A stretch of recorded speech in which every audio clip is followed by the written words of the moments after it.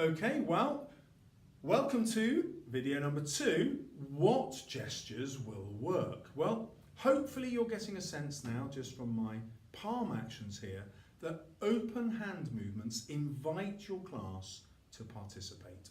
And the more you can do that and exaggerate it, the more you will encourage the responses. Now, as soon as you want to change the tone, you simply turn the hands over. And so there are some obvious things here. You want quiet, simple, coupled with your stillness. You want somebody to stop doing what they're doing, but you don't want to tell them off.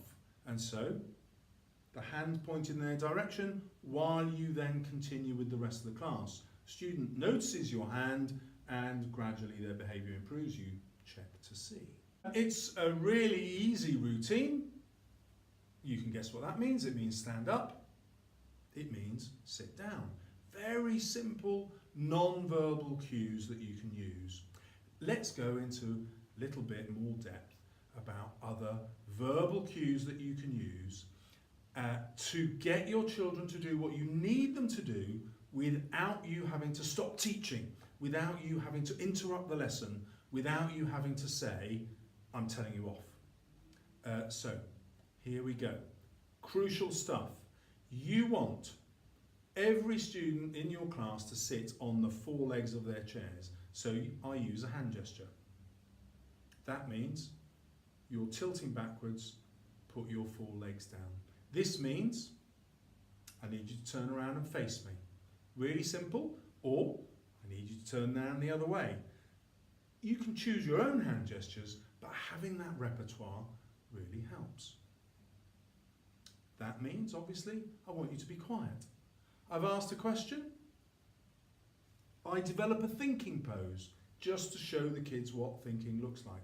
Now, this is all a bit Blue Peter. You know, you're watching me and you're thinking, that all looks a bit over-exaggerated and ridiculous.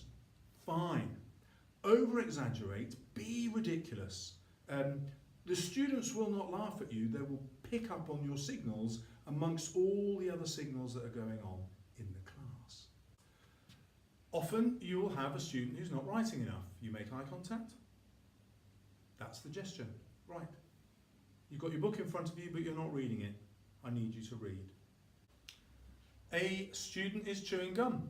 I simply walk up to them and I place that in front of them.